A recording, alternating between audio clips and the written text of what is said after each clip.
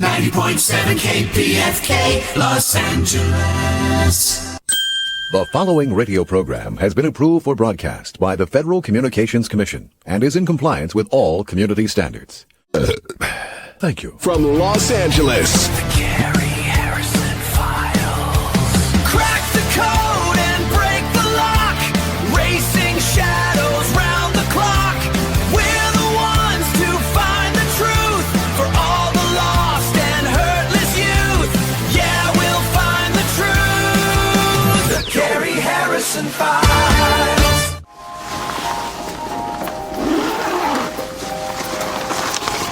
How'd it happen? She showed up dead on arrival. This never gets easier. It does when you call Car Shield before your car breaks down. Look at these prices. The camshaft, transmission, engine. Don't people know? A plan through Car Shield could protect up to 5,000 parts and systems. You hate to see it. An out-of-warranty car is going to break down eventually. Right, which is why they need a plan through Car Shield. Best of all, you'll get access to CarShield's concierge service, who can even help you find a mechanic near you. They're notifying the family. Poor guy. He doesn't even know what's coming. Another victim of senselessly expensive repair bills. Can't save them all. But we can keep trying. Didn't have to end this way. If he'd have just called Car Shield before his car broke down. Exactly. CarShield has an A rating with the Better Business Bureau and was voted America's most trusted auto protection company. It's time to call CarShield now. Call 800-786-8390. 800-786-8390. Call 800-786-8390.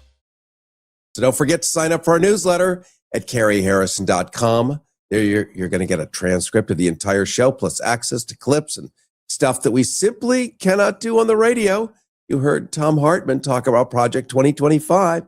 Yep, we are listed by call letters, and we are in the crosshairs.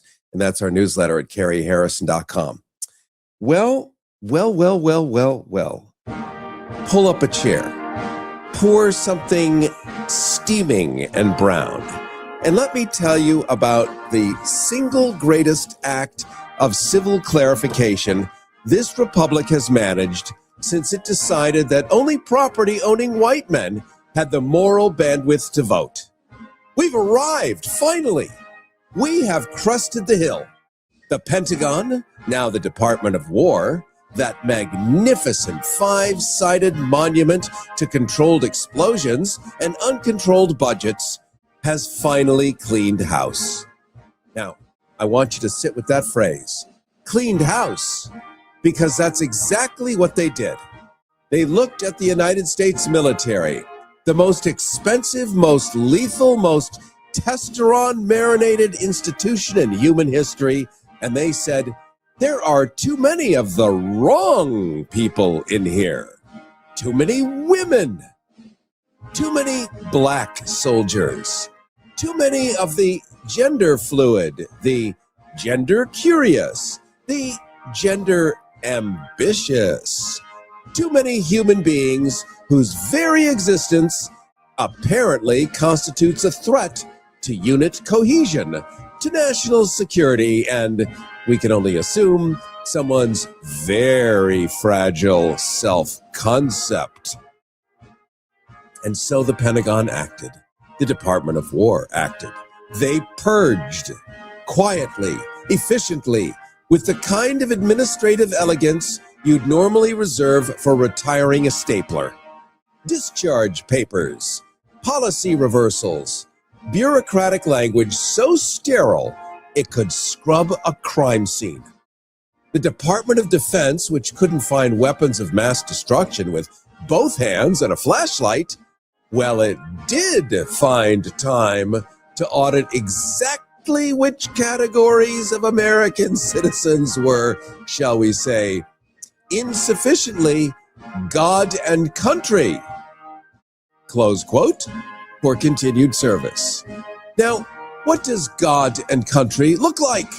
I'm glad you asked. Because nobody's saying it out loud, which is itself the tell. Nobody's standing at a podium going, we'd like our military to look like a mid-century country club that's just discovered protein powder. Nobody's saying that. They're using words like readiness and standards, and cohesion, which are the linguistic equivalent of a trench coat and a wide-brimmed hat. You know something's underneath it. You can smell the agenda. You're just not supposed to point. But here on the Cary Harrison Files, pointing is what we do. So let me reframe this for you. Let me give you the gift that the architects of this policy clearly intended, because I don't think you've been properly grateful. And that's not their fault. That's your fault. This is what they're telling us. The problem with visionary ideological engineering is that the masses are simply not spiritually evolved enough to receive it. Think about what they've actually built. They've constructed at taxpayer expense a military force purified of complexity, a fighting force unburdened by the messy, distracting presence of people who menstruate, people who transition, people whose skin carries pigment in quantities that make certain PowerPoint presentations uncomfortable. They've stripped the armed forces down to its essence, its platonic ideal, a glorious, cohesive, beige to pink spectrum of righteousness, locked and loaded, ready to defend the homeland from whatever the homeland's decided is threatening it this week. It's now clean. It's focused. It's the military equivalent of a restoration hardware catalog. Everything's matching, nothing too challenging, very easy to return. And let me tell you about the tactical genius of this, because you're sleeping on it. You know what doesn't distract a soldier? Not having to acknowledge that the person next to them transitioned 3 years ago and can still outrun, can still outshoot, and still out-deadlift them. That's distracting, apparently. The competence is distracting, apparently. The presence is distracting, apparently.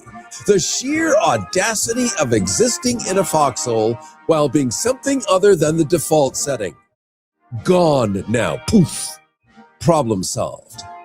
You know what else is gone? The friction. The productive, civilizational friction of being in close quarters with someone whose experience of America is fundamentally different from yours. Someone who signed the same oath, accepted the same risk, wore the same uniform, and still got called something ugly in the mess hall. That friction, that humanizing discomfort, has been surgically removed, like a splinter, like a conscience. Now it's smooth. So smooth. And the black soldiers? Oh, let's not be coy. The numbers don't lie, and neither do discharge patterns. The black soldiers who built entire chapters of American military history that this country spent 50 years crediting to someone else? The ones who flew, who bled, who stormed beaches and jungles and urban hellscapes under a flag that didn't always wave back. They're a readiness concern now. Did you know that? Readiness, as in their presence, is the problem, not the bullets, not the IEDs, not the 16-year wars with no exit strategy and contractors getting rich while kids from Compton and Cleveland catch the consequences. No, them, they who stand there, they who simply are being there. That's the logistical challenge that we need to solve. The audacity is architectural at this point.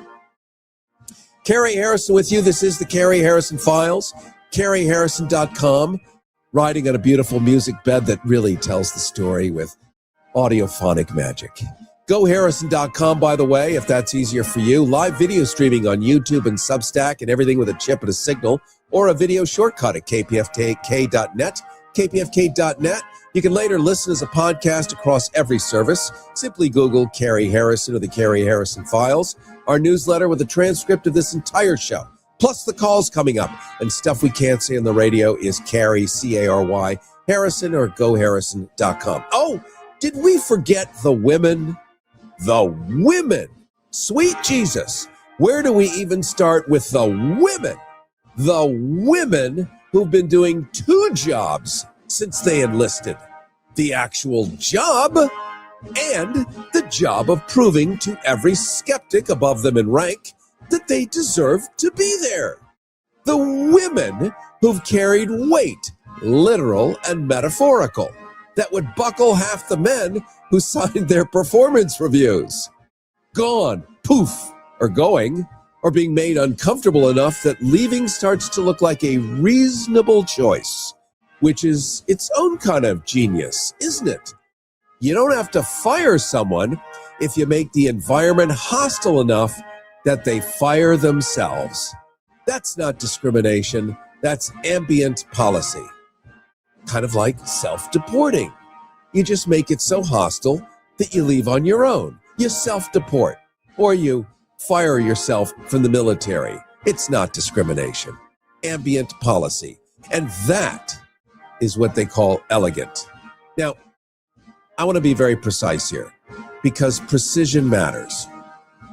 This isn't being sold as bigotry. It's never sold as bigotry.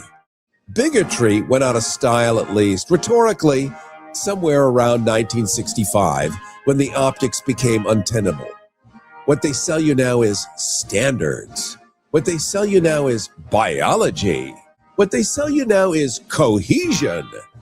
And I need you to understand that cohesion in this context means everyone in the unit shares the same basic assumptions about who counts as a person.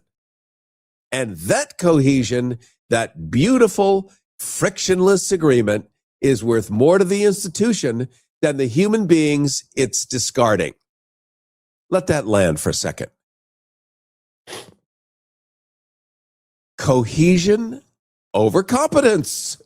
Comfort over capability. The feeling of everyone looking the same, thinking the same, praying to the same God and country vision of what an American soldier is supposed to be. That feeling is being protected at cost, at your cost, at their cost, at the cost of people who served, at the cost of people who sacrificed, at the cost of people who showed up and did the work and are now being told that their paperwork is in order and their services are no longer required. And you're supposed to see this as strength. You're supposed to see the narrowing as vigor, the exclusion as precision, the deliberate reduction of human diversity in the ranks as a feature rather than what any sane person, any historically literate person, any person who's read more than 2 paragraphs of actual military history would recognize as a catastrophic own goal dressed up in the language of virtue. But hey, maybe you're not worthy of appreciating it. Maybe the vision is just too big for you.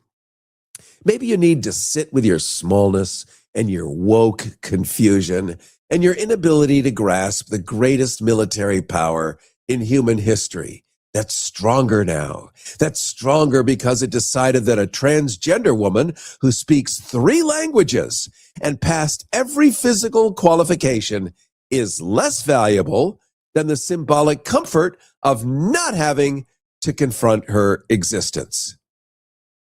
Maybe that's on you. Or, and I offer this as a humble alternative, maybe what you're watching is the logical endpoint of a very old, very stupid American tradition, the tradition of mistaking familiarity for excellence, of confusing conformity with strength, of building institutions in the image of whoever's currently holding the pen, and then writing everyone else out of the story. We would call this a newspaper in the old days. We would call this journalism in the old days. Whoever owns the printing press writes the story. They hire the editors in chief that spike your stories. And I really want to tell you about an incredible story I did when I was at CBS that never got on the air about selling organs for profit. It was a giant story. They spiked it and said, no, we do panda births at the zoo. It's a great story. But whoever owns it declares it. This isn't new. It's not clever. It's not strength. It's a firing squad that started shooting inward. We've seen it in the media. We've seen it everywhere. We now see it in our own military forces that are stating that they want to be combat ready, but they're shooting themselves first. I mean, wow. A lot of you listening are vets. You know what works, what doesn't work. You know why. You know that a well-organized militia, not a militia of people that have this many teeth, but an actual militia of competent, talented people is an actual militia, not like this ridiculous thing. The truly magnificent part, though, let's just be honest, the chef's kiss, the pièce de résistance, as they would say in cooking, is that they're going to call it patriotism.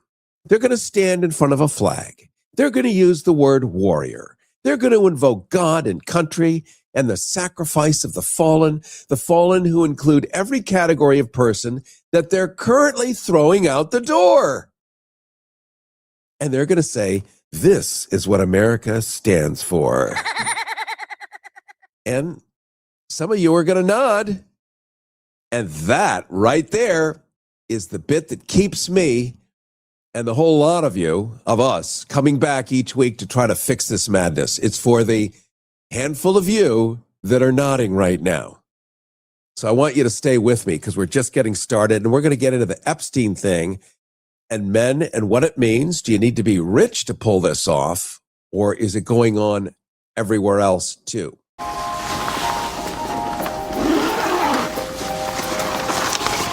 How'd it happen? She showed up dead on arrival. This never gets easier. It does when you call CarShield before your car breaks down. Look at these prices. The camshaft, transmission, engine. Don't people know? A plan through CarShield could protect up to 5,000 parts and systems. You hate to see it. An out-of-warranty car is going to break down eventually. Right, which is why they need a plan through CarShield. Best of all, you'll get access to CarShield's concierge service, who can even help you find a mechanic near you. They're notifying the family. Poor guy. He doesn't even know what's coming. Another victim of senselessly expensive repair bills. Can't save them all. But we can keep trying. Didn't have to end this way. If he'd have just called CarShield before his car broke down. Exactly. CarShield has an A rating with the Better Business Bureau and was voted America's most trusted auto protection company. It's time to call CarShield now. Call 800-786-8390. 800-786-8390. Call 800-786-8390. Back to the show. The Cary Harrison Files. Cary Harrison with you. This is the Cary Harrison Files, CaryHarrison.com.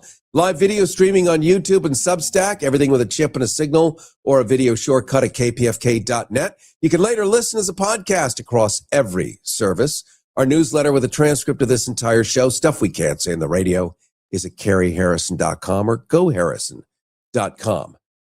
Well, let's now jump over to Florida, or Florida, as they say, where you know who lives.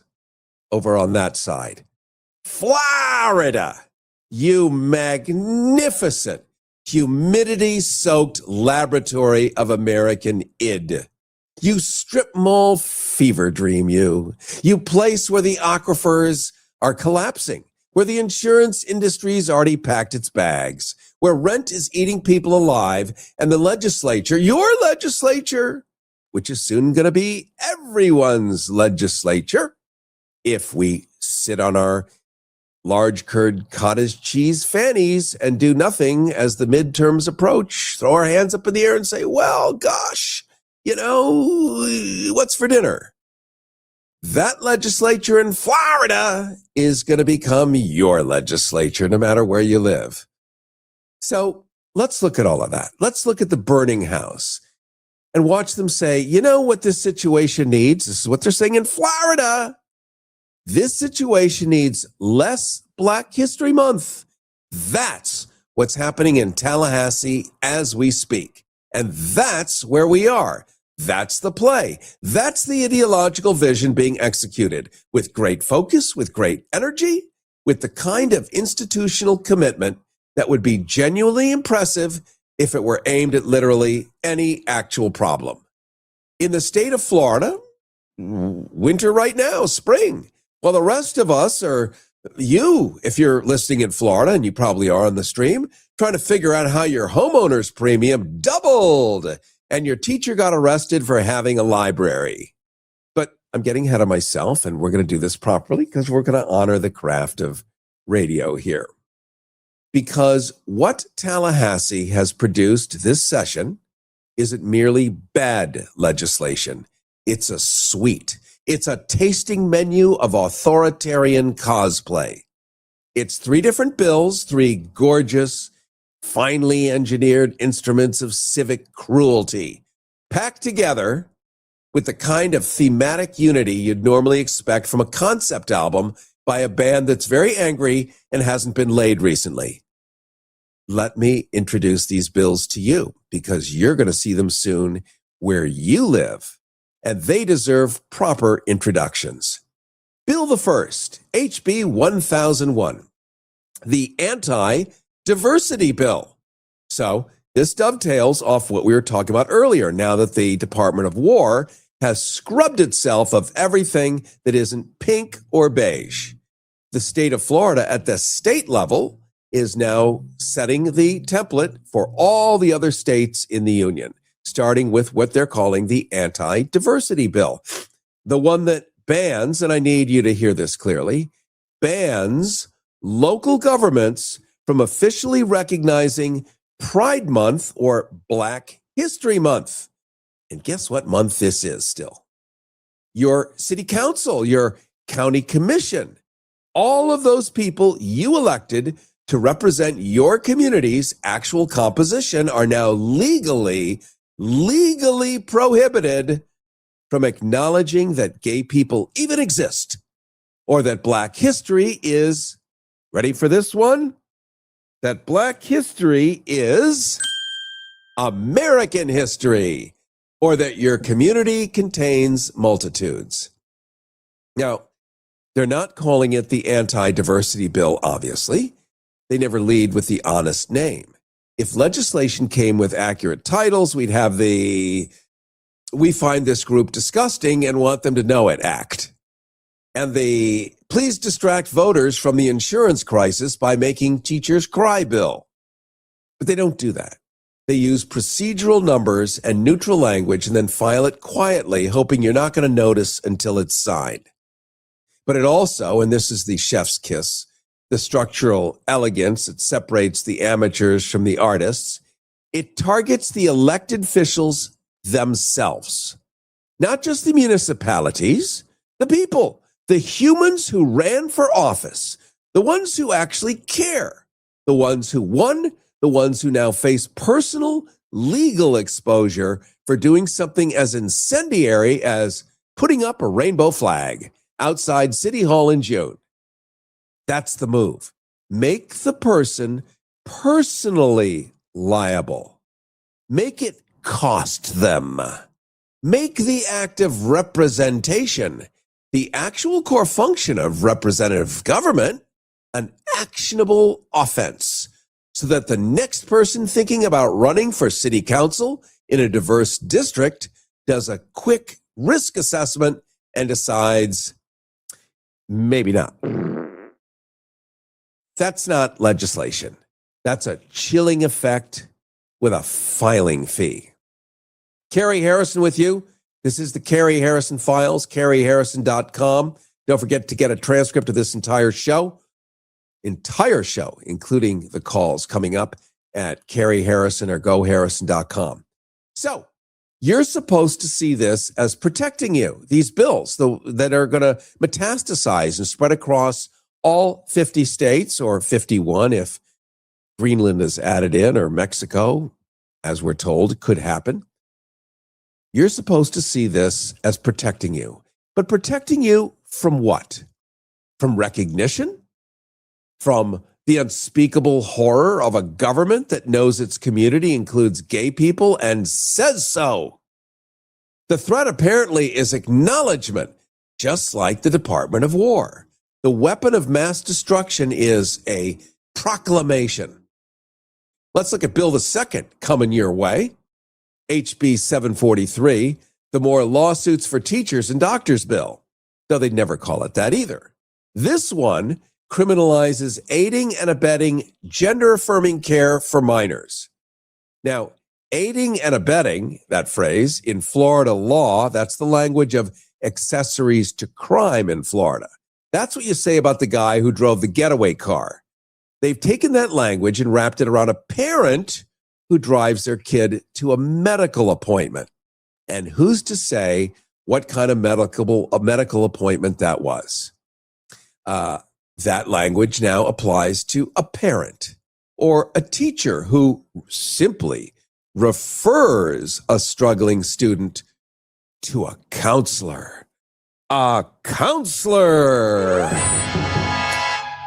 Or a pediatrician who follows the clinical guidelines of every major medical association in the whole country. Or a librarian who, God forbid, has a book. I know. It sounds like Orwell and Huxley. It can't be real. Oh, it's real, and it's coming your way. This is why suiting up and showing up now more than ever matters. These are now your potential criminals. These are your accessories under state law. The care itself, the thing being protected against, is medically recognized treatment. Yep. That's what the public is being protected against, is medically recognized treatment. The American Academy of Pediatrics supports it all. The American Medical Association supports it. The American Psychological Association supports it. The clinical literature supports it. But Florida's legislature has determined that it knows better than the entire accumulated body of pediatric medicine, and that the appropriate response to a child in distress is not care, it's prosecution of everyone around them. This is a special kind of genius, I have to say. It is so perverse and twisted, and could only come out of the head of one particular Ronald Dion DeSantis. And look, I want to be really precise here. This isn't about protecting children. If it were about protecting children, they'd be passing bills about the child welfare system, which in Florida is a bureaucratic disaster with a body count. If it were about protecting children, they'd be funding mental health services in schools. If it were about protecting children, they'd be addressing the fact that LGBTQ youth have dramatically higher rates of depression and suicide, not because they're transgender, but because the world keeps telling them they're a problem to be solved. But you see, they're not doing any of that. They're criminalizing the parents who show up. And as far as I knew, parents had a special kind of sovereignty. They got to parent their children. Isn't everything about parents having the right to make decisions on behalf of their children, to do whatever they want, vaccinate them, not whatever?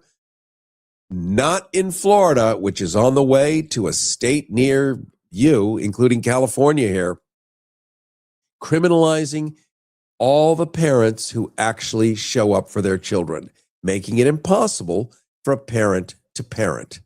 That means the government is the parent. Boy, that's the opposite of the grand old party, at least traditionally, right? They're going after the teachers who listen. They're making it legally hazardous to simply be in the vicinity of a child who needs help. Legally hazardous to simply be in the vicinity of a child who needs help. That's not protection. That's abandonment with paperwork. Coming to a state near you, Bill the Third. Then we're going to open up the phones. It's the Don't Say Gay or Trans at Work bill, which authorizes, not really called that, which authorizes, as in gives explicit legal permission to anti-transgender discrimination in government and certain private workplaces. Certain private workplaces would be all private workplaces, because if you don't define certain, certain means all. In other words, the one that is the certain one that isn't involved is not listed, therefore all are listed. This, again, is the genius of clever language. Now, nearly half of LGBTQ adults in this country, and listening right now, we know that at least 10% are out, maybe another 20%, or up to about 20% are whatever.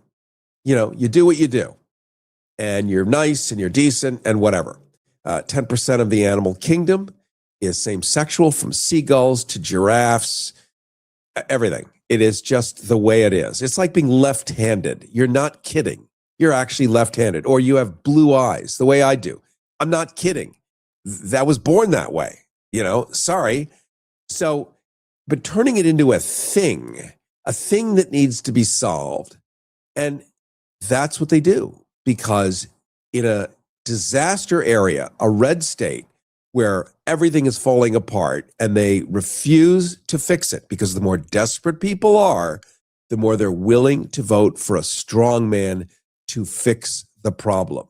So it is a planned event, all of this. And what do they always use first? The gays. It's kind of easy, right? Because the gays generally kind of do their own thing. They don't lockstep in line. They don't live in a traditional thousands of years old way, because they're not participating in that. Boy, it sounds, I'm saying it clumsily. I'm never going to dig myself out of this one. It's like being left-handed in a right-handed world. You're just not trying to be right-handed, so you're being left-handed, which means there's fewer of you, and they make fewer left-handed scissors, but you can still cut paper. In fact, you can cut it well, because you can also step into the right-handed lane. The right-handed people cannot necessarily step into the left-handed lane. That is what frustrates governments. So nearly half the adults in this country report they're less out somewhere in their lives over the past year. That means half of people are going back in the closet, like it's the 1950s in the state of Florida, where these laws are passing. They're going back in the closet at work. They're going back in the closet with family and in their neighborhoods. They're less out. That means they're more hidden. They're more performing. They're more spending cognitive and emotional energy on managing other people's discomfort with their existence while trying to do their actual jobs. And into that environment, into a workforce already flinching with AI poised to take everything away anyway, Florida's legislature wants to introduce formal legal authorization for that discrimination. Not tolerance of discrimination, not negligent failure to prevent it, authorization. And by the way, if you push a bunch of men back into the closet and don't allow them to be congruent with their nature, which, of course, in the Constitution, one has the right to self-determination. You could even look at it as a First Amendment right, freedom of expression. If you push them back in the closet, all those beautiful women are going to end up having to marry them, because they're going to have to pretend they're straight, and they're going to have to take on a wife, just because a bunch of morons in these kind of governments have made it that way. And then these women lose, a decade of their life, because they think it's real, because they can't know. And you can't restore their youth. You can't put them back on the market the way they were when they left. It's human theft. It's not right. And again, we're getting into this Epstein territory. Again, all of this is part of the patriarchy. That's what we're getting at. Aha! The light bulbs on the Christmas tree of understanding are going bing, bing, bing, bing, bing. They're giving a permission slip signed by the state saying, yes, you can treat this person as less than. And the economic argument alone should make every Chamber of Commerce member in the state reach for an antacid. You're in a talent competition with every other state in the country. You're trying to attract businesses, Florida. Palantir just relocated to Miami. Palantir, how many times have we talked about that? The giant government AI that is building massive personal dossiers on each of you, as for the first time ever in human history, all the silos went down between the government departments so that Medicare can look at the IRS under Mr. Musk. Remember, they went in with hard drives, 19-year-olds, all of that being fed to this giant government AI being moved to Ron DeSantis's Florida, to Miami. The same Miami, the same Florida, trying to attract industries, skilled workers. And the competitive offer is, we have legal discrimination. Well, that's hot. We have legal discrimination. We don't in California. I mean, remember, California is the reason we got gay marriage. It's also the reason we got interracial marriage, partially. The Constitution in California says you can't have two classes of citizens. You're either a Californian or you ain't. But in Florida, there's legal discrimination. Black people don't exist. Gays don't exist. It's a figment of your imagination, legally. Come build your company in Florida, where we've made it easier to fire, demote, or simply make miserable a significant percentage of your workforce, where your LGBTQ plus employees will spend a portion of every working day calculating their exposure, where the most qualified candidate might politely decline your offer because they've read the news. That's your pitch, Florida. Come for the humidity. Stay because the lease trapped you. Jesus. Cary Harrison with you. This is the Cary Harrison Files. You can hear me smiling. I'm smiling in the grim way. I have such an allergy to this stuff. CaryHarrison.com, GoHarrison.com, live video streaming on YouTube, Substack, and everything with a chip and a signal, or a video shortcut at kpfk.net. You can later listen as a podcast across every service. Simply Google Cary Harrison or Cary Harrison Files, and our newsletter with a transcript of this entire show, stuff we can't say in the radio, is at CaryHarrison.com or GoHarrison.com. Now, before we open up the phones at 818-985-KPFK, 818-985-5735, I want to connect some dots, because dots deserve connecting. And nobody in the mainstream press wants to hold the thread long enough to follow it home. With all of this happening, while teachers are being threatened with criminal and liability for caring about children, and elected officials are being sued for flying a flag, the Epstein files are dribbling out into the public record. They're not flooding, they're dribbling. Strategically, carefully managed, partially redacted, released with the energy of someone defusing a bomb in a building that they also own. And what do the Epstein files tell us?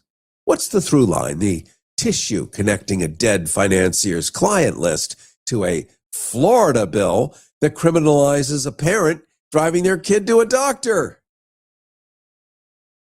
It's permission. That's the connective tissue. Permission. Jeffrey Epstein didn't operate in a vacuum. He operated in an ecosystem. An ecosystem where the right combination of wealth, access, and a social position meant the rules that applied to everyone else simply didn't apply. Where powerful men looked at the architecture of consequence and found for them the doors were open. Where the signals from the top, the associations, the flights, the photographs, the continued rehabilitation of his reputation after his first conviction said, you're fine, keep going. And across the Atlantic, in Mazan, France, a man named Dominique Pellicot spent nearly a decade drugging his wife, Giselle, and then inviting men from the village to rape her while she was unconscious. Not importing strangers, not finding other predators through some dark network. The men from the village, local men, neighbors, shopkeepers, ordinary men with ordinary lives who, when presented with the opportunity, when given permission by another man, showed up. 51 of them. 51 convicted now. All from the same community, from the same streets, from the same churches. And before you comfort yourself with the idea that these were somehow aberrant, broken, identifiably monstrous individuals, they weren't. They looked like everyone else. They were everyone else. Regular men who, when the door was opened and the permission was granted and the consequences were made invisible, they walked through that door. And this is not a French story. It's not a rich man's story either. This is a permission structure story. And this is what we're getting to today. When men at the highest levels of power treat women and children as property, when the message from the penthouse, from the legislature, from the judiciary, from the policy apparatus is that certain bodies don't belong to themselves, whether it's the Pentagon, whether it's in the school system, it doesn't stay at the top, you see. It filters down. It seeps into the village. It tells the neighbor, the coworker, the guy at the bar that something that he's been wanting to hear. It tells him that the rules don't apply. Not really. Not for this. And that's what these Florida bills are. These Florida bills coming your way soon. And that's what they are at their core. That's what the Department of War and a government who completely eradicates DEI is doing. They're not about bathrooms. They're not about children. They're not about your insurance premium or your rent or your flooded basement or any of the actual material grinding problems that brought you to the polls. They're permission structures. And I'm going to pause for a second so I can read this comment on YouTube where we are live streaming right now. It says, released documents are forged based on UN, USA, EU, ZIO laws. An altered official document is automatically rendered as faked and forged as applies to millions of censored Epstein docs. Okay, I'm not exactly sure what that means. My mind is on a different track, but some of you will get that. Back to where we were. Permission structures, permission to discriminate, permission to exclude, permission to look at a teenager in crisis and say, not my problem. Permission to look at your gay neighbor and say, your history doesn't count here.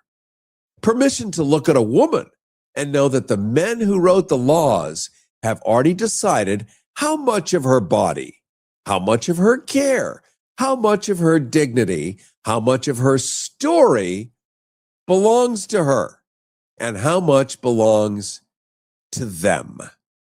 You know, if you haven't seen The Handmaid's Tale, I'm sure 95% of us right now here listening have. If you haven't seen it yet, you got to watch it. It is literally today played out, high budget, awesome. Watch The Handmaid's Tale or read the book if you still read books on paper, but don't do it in Florida. You will be arrested. We're going to jump to the phones in just a second. We will go to Danny in LA in just a second at 818-985-KPFK, 818-985-5735. Let me just finish by saying when anybody builds permission structures from the top, when you legislate them, when you file them in committees, when you put them on the floor and have them signed in public ceremonies with pens as souvenirs, you're not just passing a law, you're sending a signal. You're opening a door. And history, every single time, without a single exception, is going to tell us what walks through. Cary Harrison with you. Let's go to Danny in LA. You're on the Cary Harrison Files. Welcome.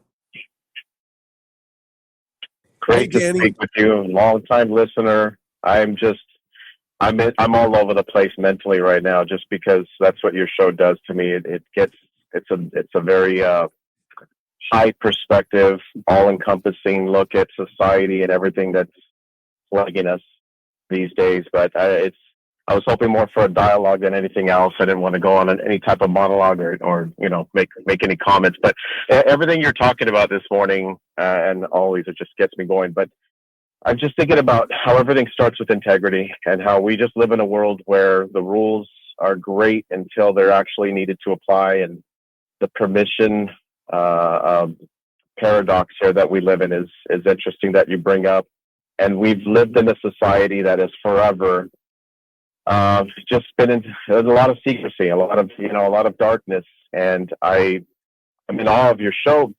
And I listen every Friday because there's a specific place I have to be every Friday, and I'm always driving home at this time. And I constantly think about how much darkness is in the world and how much programs like yours are needed in lighting up the darkness and causing thought to evolve and take a look at things that maybe we're not paying attention to because we're constantly distracted. But I wanted to say thank you to the station, to you, and all the great shows that are on this station. I started listening to a hip hop show in the late 90s, and it would come on Friday nights, and that's how I got turned on to KPFK.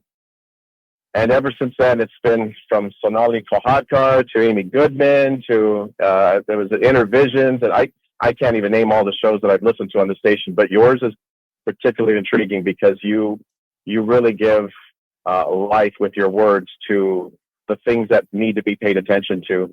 But this situation that we find ourselves in right now it's really scary. And I tend to say that all things lead back to Zionism and big tech and the secret handshakes that are happening behind the scenes to eliminate the excess of labor. We have an excess of labor force right now, and the marginalized groups are usually the first to get picked on because they're the easiest.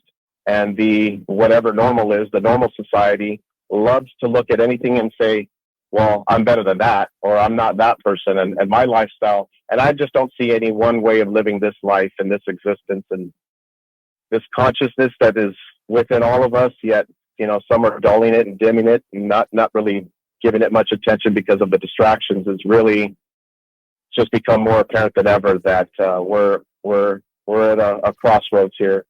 So listening to you makes me feel sane. It makes me feel like, okay, we're not alone. There are other people who think this way.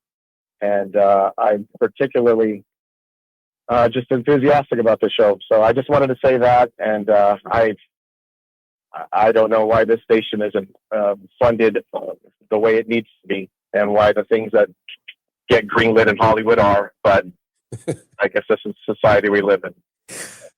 What a great call. I mean, not just because it was filled with flattery, but because you are exactly the kind of person that I would like to think there are millions of out there. We just haven't met them yet. So I am really grateful you called in today, my friend. I appreciate that. Thank you. All right. Yeah, I hope there are enough of us. I hope there are enough of us that are actually going to do something and make a difference. And I don't know that voting is going to do it.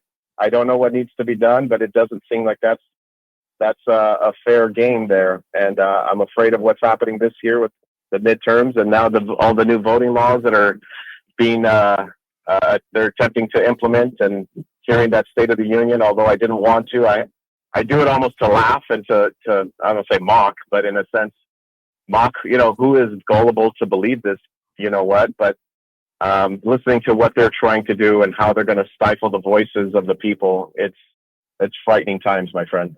Well, I appreciate your call, my friend. Thank you so much. The good news with Danny is we know that, at least in the radio world, broadcasting period, for every one person that calls, there's generally 1,000 people that would call but don't, because it's hard, it's scary, it's vulnerable. So if you take Kim and multiply by how many people are listening, there's a lot of Dannys out there, and that makes me happy. Everybody wants cheap airfare, but where do you find it?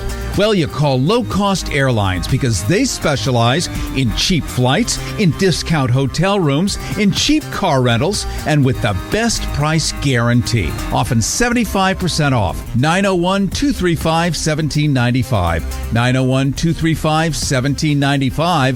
901-235-1795. 901 235-1795.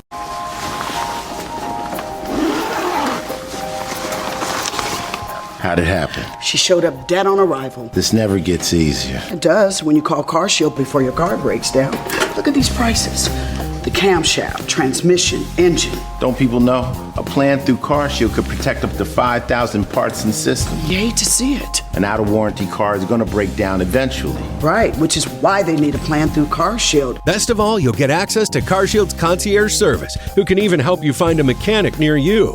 They're notifying the family. Poor guy. He doesn't even know what's coming. Another victim of senselessly expensive repair bills. Can't save them all. But we can keep trying. Didn't have to end this way. If he'd have just called CarShield before his car broke down. Exactly. CarShield has an A rating with the Better Business Bureau and was voted America's most trusted auto protection company. It's time to call CarShield now. Call 800-786-8390. 800-786-8390. Call 800-786-8390.